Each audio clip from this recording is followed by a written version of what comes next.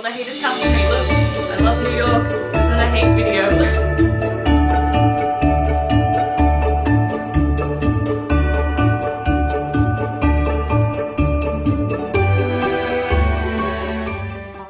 Hi guys, and welcome back to my Vlogmas series. So today I just wanted to do a recap on some questions I had for New Yorkers. So I went to New York in 2016. I firstly love New York. I think I'd like to live there for like about 6 months. I couldn't do more than 6 months. It's too hectic. But there were some things I just don't understand about how that place works. So I'm gonna ask them to you guys and maybe you guys can answer them for me. Firstly, the subway. I've traveled a lot. I've been to a lot of countries. Why is the New York subway so dated? So I don't understand the seats are hard covered seats, which I guess is probably a cleanliness thing, but then the security is that you're not contactless. You've still got paper cards that have to get swiped. I don't understand the logic. So I guess that is like why you can't make it secure, so you have to keep it unclean because you can't clean it because it's a battle. But why are you not contactless? Why is there no like Oyster or Opal card or something, or even just your credit cards like tap and go? I found the machine so hard to read my card, to get a swipey thing, and you gotta swipe it. And the turnstile is just, it literally feels like it hasn't changed since the 80s. Tell me if I'm wrong. Maybe it has. Maybe it was worse in the 80s. I don't know. But it just seems very dated for such a metropolitan go-getting city. You know? Like, New York's killing the game everywhere else, and then you go back in time when you're on the train. Oh, and the other thing with the subway, the other thing is that you can't just cross the line. You've got to go like up onto the street, cross the road and down if you come on the wrong side. And if you've paid, bad luck. Normally you can stay underground. In everywhere else I've been is like you kind of just go up to the main level, cross over and go down. You don't have to go up to the street. I cannot. I will say it is easy to understand though. I like the line numbers, like the JZ line and the B8 line. I don't know what they were, but I like the combination letters. I think that's easy to use, but everything about it just feels so dated and old. Now, New York has some of the best food in the world that I've ever been. Like, you have the best vegan food, you've got the rainbow donuts, you've got the pasta and the cheese bowl. Like, anything that's like an urban food trend is in New York. So how are you all so skinny? Like, everyone was like, America is known for being overweight, you know, that's the stereotype. New York did not have that stereotype. Everyone was so like fit and slim, but like they're surrounded by so much food, whether it's the trendy food or even just the basic dollar pizzas constantly, or the hot dogs. Like, I physically don't understand how you stay so skinny.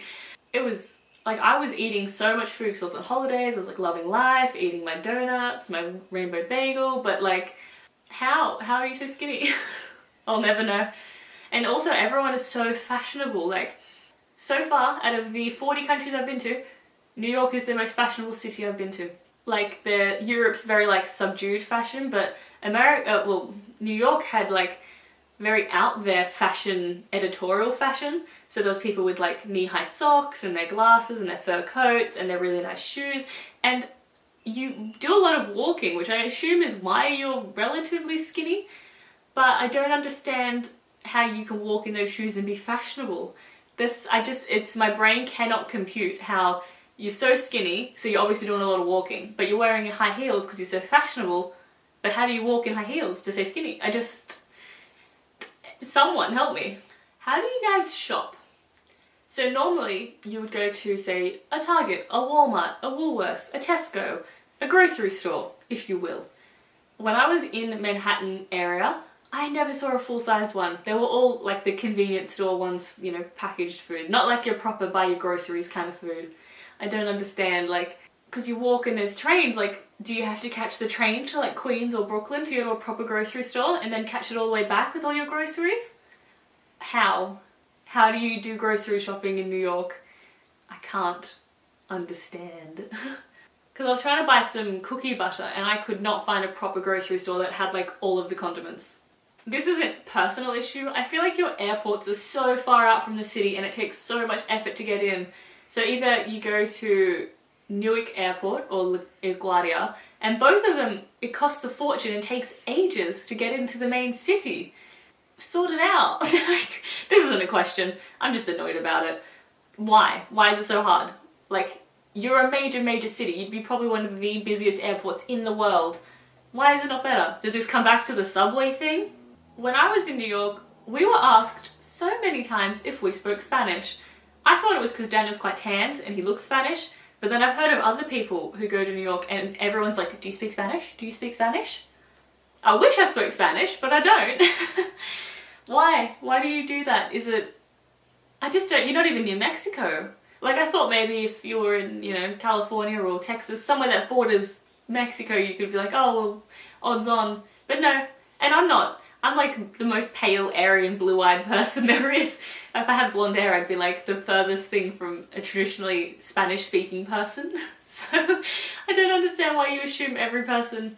But why? It's just one of those things. I would love for people in the comments to tell me an answer to any of these questions.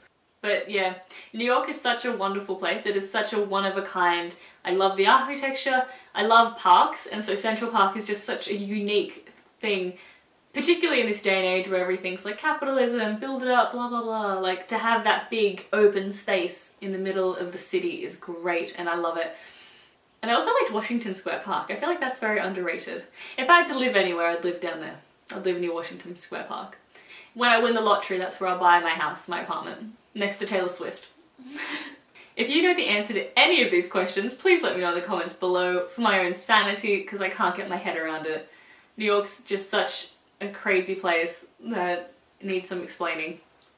But I can't wait to visit again, because you definitely need more than a week or two in New York to experience it fully, so I can't wait to go back eventually. Remember to hit that thumbs up button if you like this video, and hit subscribe so you don't miss out on any more of my Vlogmas content, and I will see you tomorrow.